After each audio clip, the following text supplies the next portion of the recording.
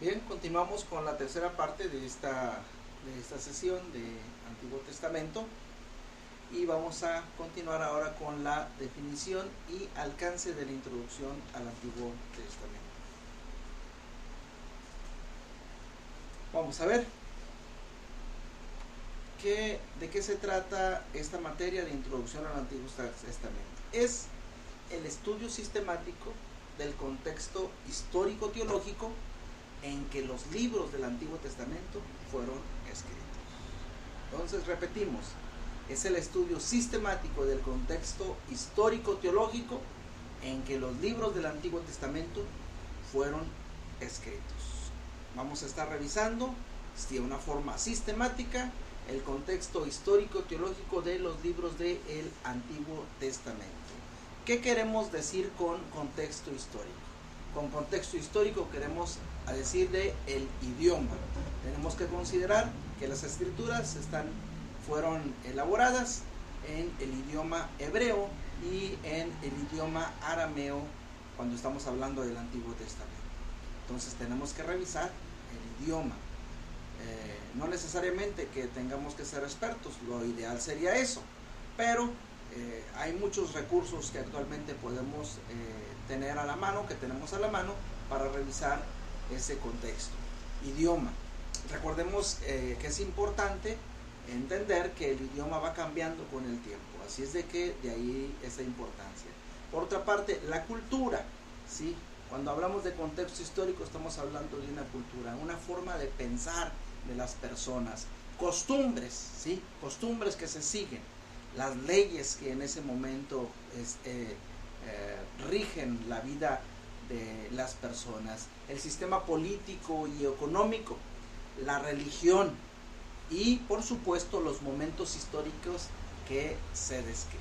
Entonces, por contexto histórico entendemos todos estos aspectos.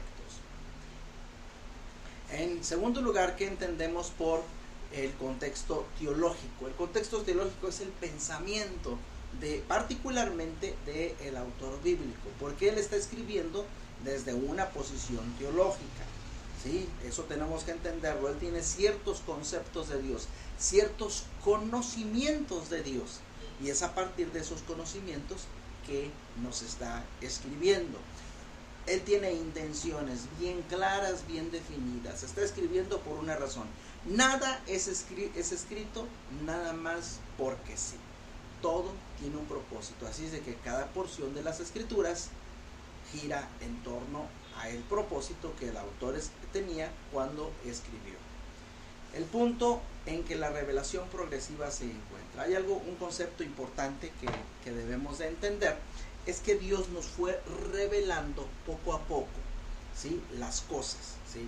Cuando Moisés escribía el libro de Génesis, no tenía toda la información ni todo el conocimiento. Hoy nosotros tenemos ventaja sobre él en el sentido de que hay muchas cosas que a él no le fueron revelados, pero que posteriormente fueron reveladas y hoy llegan a nosotros. Aunque él en Génesis se empieza a desarrollar la idea de un Mesías, Moisés no alcanza a comprender completamente esto, ¿sí? Entonces él escribe Génesis 3:15 cuando habla acerca de la simiente de la mujer, pero él no necesariamente entiende que vendrá el Mesías, vendrá Jesús, el Hijo de Dios, y dará su vida por el hombre. Se anticipa ahí la venida de un Salvador, pero no en toda la plenitud. Él no comprende en toda su plenitud esta expresión. Él puede ver que habrá un Salvador, pero hasta ahí. Entonces, así la palabra de Dios fue siendo revelada poco a poco.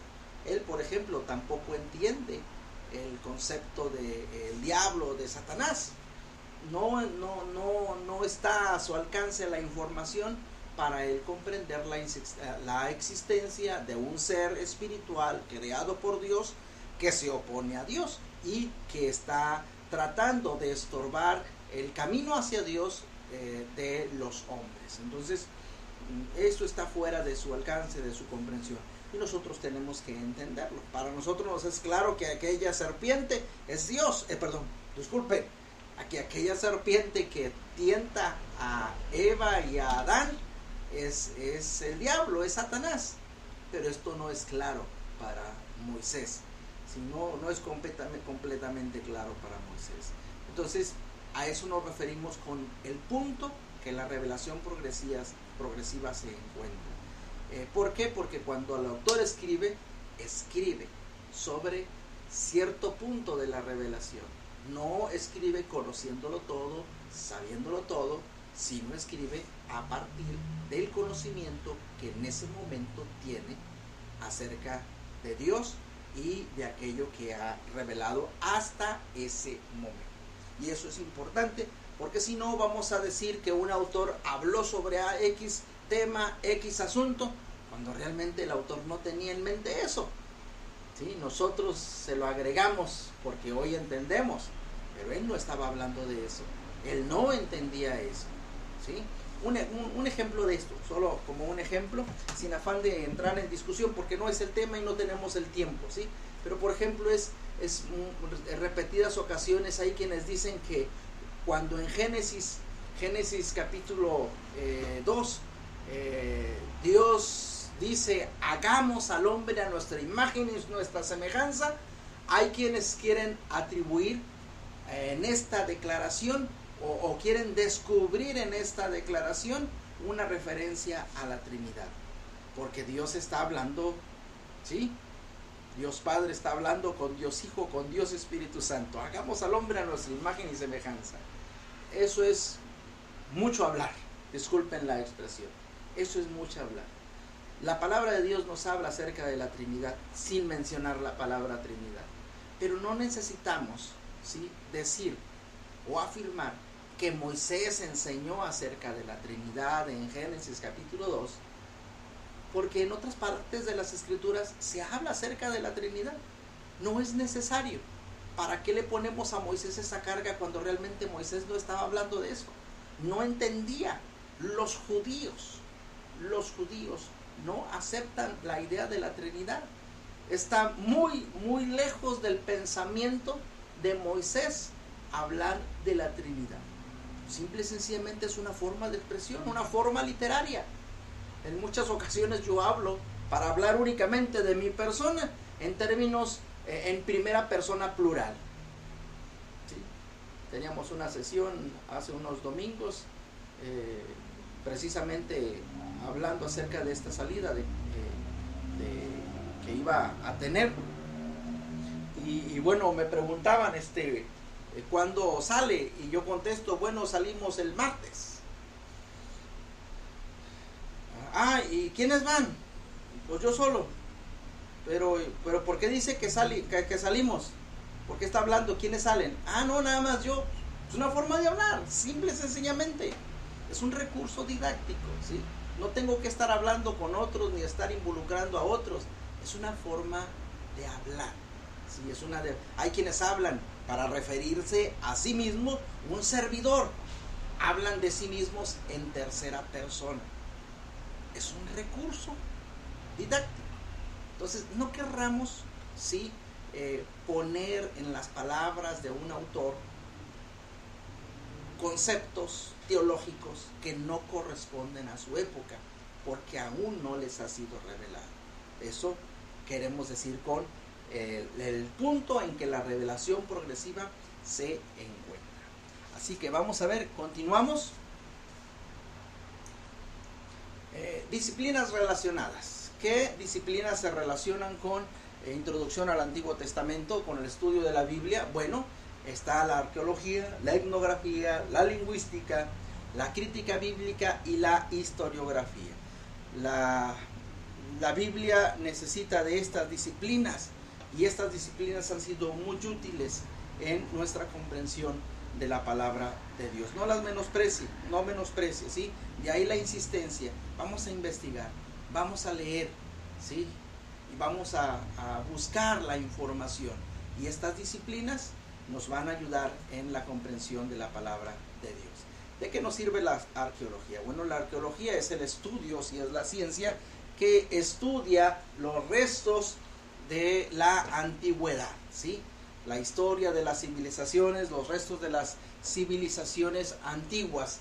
Y bueno, ahí tenemos, por ejemplo, un mapa con diferentes lugares marcados donde se han encontrado restos, restos arqueológicos que, por supuesto, todos ellos nos ayudan a comprender el contexto histórico de la palabra de Dios. Podemos tener, la arqueología nos da acceso a lugares que ya no existen, ¿sí? Lugares que ya no existen, pero que ahí están. El descubrir estos asentamientos humanos antiguos, por un lado, nos sirven para corroborar la veracidad de las escrituras, la exactitud de las escrituras, pero también para descubrir su forma de vida. Esto es bien importante. Las vasijas nos hablan, los diferentes utensilios que encuentran en los asentamientos humanos nos ayudan a comprender las costumbres, la forma en que vivían, y entonces a comprender algunas de las palabras que los escritores bíblicos han puesto en la Biblia. La arqueología nos da acceso, nos ayuda a encontrar restos de escrituras, y esto es muy, muy importante, porque la siguiente disciplina que vamos a ver aparte de la arqueología, tiene que ver con la lingüística y la historiografía, donde la escritura de los pueblos antiguos es muy valiosa. Entonces la arqueología nos da acceso a información del pasado, personas del pasado, pueblos del pasado, costumbres del pasado, escrituras del pasado, y recordemos que la Biblia fue escrita en el pasado. Y bueno, vamos a ver, les decía, la historiografía. La historiografía es la disciplina que se encarga de estudiar la historia a partir de los propios escritos de los pueblos. Es decir, cada pueblo escribió su historia, ¿sí? La historiografía se encarga de estudiar esos escritos de esos pueblos antiguos. Entonces tenemos aquí, por ejemplo, algunas muestras, ¿no?, de escrituras antiguas, una especie de tintero, ¿sí?, una especie de tintero que se usaba en aquellos tiempos, una piedra, ¿sí? Esta piedra corresponde a una escritura real de Sargón, ¿sí? Segundo, Nimrod, Asiria, cerca del 710 a.C., así que puede imaginarse, ¿sí?, su valor, su importancia, porque fue uno de los que atacó al pueblo de Israel, el reino del norte. Asiria es la nación que desterró al reino del norte. Bueno, en sus anales, en sus escritos, se describe la historia de la destrucción y el destierro del reino del norte, el reino de Israel. Tenemos a un lado también un mapa antiguo de Babilonia. Entonces, nuevamente, ¿sí?, otra nación que tiene mucho que ver con Israel, con el pueblo de Dios, con las escrituras, porque también es el pueblo que destierra al reino del sur, a Judá, y lo lleva a Babilonia. Entonces, estudiar los escritos antiguos es valioso, de otras naciones es valioso, porque entonces se corroboran las historias, ¿sí? Sirve como un marco de comparación, nos sirve para fechar, para establecer las fechas en las que sucedieron los acontecimientos, y pues aclara algunos puntos que en las escrituras a veces se dan por hecho, porque los escritores escribían a personas que pues se supone que conocían esa historia y esa parte de la vida. Además está la lingüística. Esa es otra disciplina muy importante, porque la lingüística tiene que ver con los idiomas, con la lengua. Entonces es muy valiosa porque nos va a dar luz acerca del significado de ciertos términos, ¿sí? La palabra de Dios pues está escrita, valga la redundancia, con palabras, ¿sí? Están escritas en lenguas antiguas, lenguas que por cierto ya no se hablan. Entonces se necesita el estudio de la lingüística, el desarrollo de la lingüística, para ayudarnos a comprender lo que Dios quiso decirnos cuando se escribió su palabra. Entonces nos da mucha luz. No solo se trata de estudiar el hebreo o el arameo, sino se tiene que estudiar las lenguas que hay alrededor del pueblo de Dios, porque son lenguas que influyen en el pensamiento, en el significado, en el sentido que se da a las palabras. Entonces de ahí su importancia. Hubo tiempos en que se creía que voy a ir al Nuevo Testamento, que el Nuevo Testamento había sido escrito en un lenguaje inventado por Dios. Es decir, no se conocía el griego en el cual había sido escrito el Nuevo Testamento. Entonces había quienes decían, Dios inventó un nuevo idioma para dar su palabra. Y resulta que a través de estudios arqueológicos, estudios lingüísticos, se encuentran cartas de un comerciante, cartas de un viajero a su novia, a su casa, y esas cartas que aparentemente no tienen importancia, nos llevan al descubrimiento de que el griego del Nuevo Testamento no es un griego inventado por Dios, no es un griego espiritual, divino, sino todo lo contrario, es el griego común, es el griego que la gente habla, sí, de forma cotidiana. Usted sabe cómo son los escritores, y los escritores griegos clásicos pues escriben en un lenguaje elevado. A todo esto escriben también en cierto dialecto, ¿sí? Porque el griego tiene diferentes dialectos. Entonces, pero escriben en dialectos que también corresponden, o en formas de hablar que corresponden a una clase educada, con un lenguaje alto, ¿sí? Y resulta que las escrituras fueron escritas, ¿sí? La Biblia fue escrita, el Nuevo Testamento fue escrito en el lenguaje del pueblo, en el griego koiné. Entonces, la lingüística aquí jugó un papel muy importante, porque entonces se descubrió que no era un lenguaje especial, sino era el lenguaje del pueblo, el lenguaje del pueblo. Y así, el estudio de la lingüística nos va a aclarar mucho el sentido de las palabras. Ojo cuando leamos la Biblia, porque tenemos la manía de leerla y darle la interpretación a las palabras que tienen en nuestro tiempo. Tenemos que preocuparnos por saber qué significaba esa palabra en el tiempo del autor. Ni siquiera, ojo, otro error muy común es tomar, hablando del Nuevo Testamento, por ejemplo, es tomar la palabra y darle el sentido griego. Otro error, porque quienes escriben el Nuevo Testamento escriben en griego, pero escriben pensando en hebreo. Así que ojo con eso. La lingüística nos va a ayudar mucho en este aspecto. Por otro lado, además de la lingüística, pues tenemos la crítica bíblica. ¿Qué hace la crítica bíblica? La crítica bíblica es la disciplina que se encarga de dos áreas con respecto a la Biblia. En primer lugar, la crítica baja o la crítica textual, ¿sí? Se encarga de la reconstrucción del texto bíblico, del texto hebreo. Ustedes pueden ver ahí dos muestras, dos manuscritos, ¿sí? Antiguos de Qumran, y ustedes pueden ver el estado en el que se encuentran, ¿sí? Un estado desastroso, ¿sí? El material carcomido, las letras borrosas, sombreadas, manchadas, faltándole porciones entre las palabras. O sea, no solo entre palabra y palabra, sino dentro de la misma palabra hay porciones que faltan, letras que faltan. Bueno, pues resulta que la crítica baja trata de reconstruir el texto hebreo, el texto en hebreo.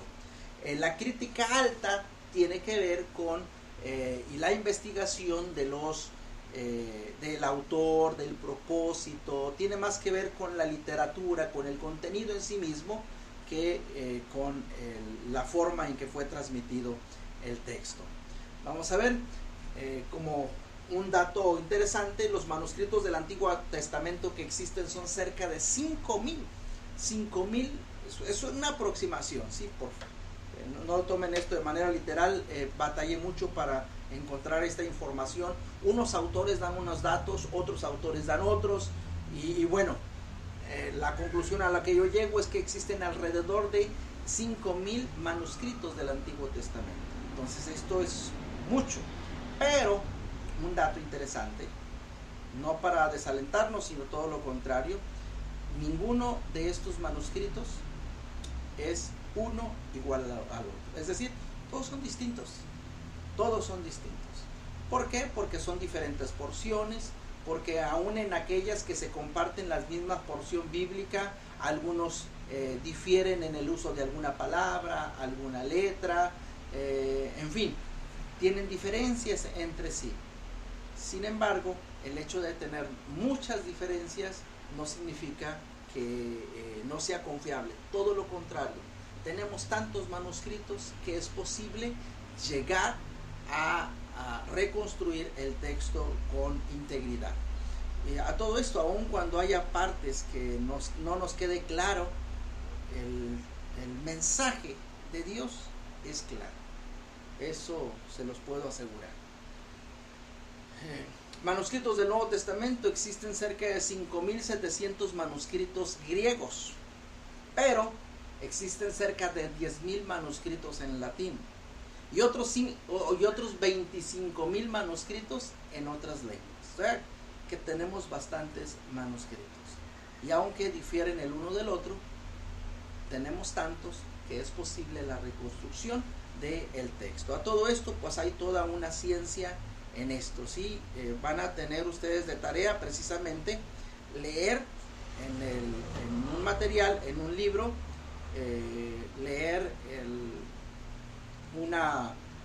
tener una lectura sobre la crítica bíblica, ¿sí? Sobre el texto hebreo, donde se van a explicar algunos de estos puntos.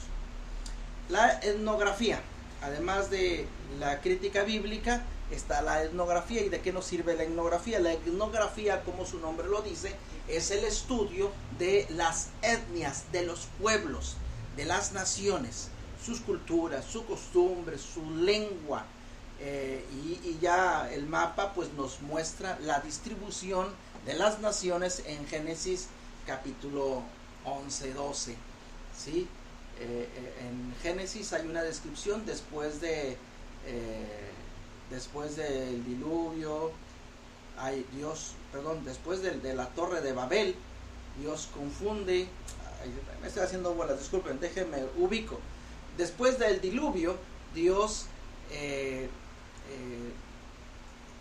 las naciones, los hijos de Noé, que son Cam, Jafet y Sem, pues se distribuyen en el mundo y forman las diferentes naciones, ¿no? Ahí podemos ver que Cam forma las naciones de África y Medio Oriente, Jafet es las naciones europeas y Sem el área de Asia, ¿sí? Entonces ahí están las diferentes naciones.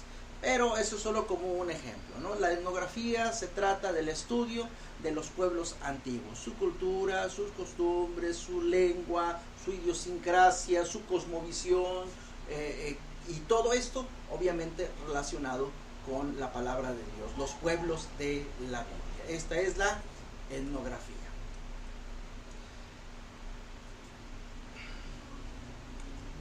Y bueno,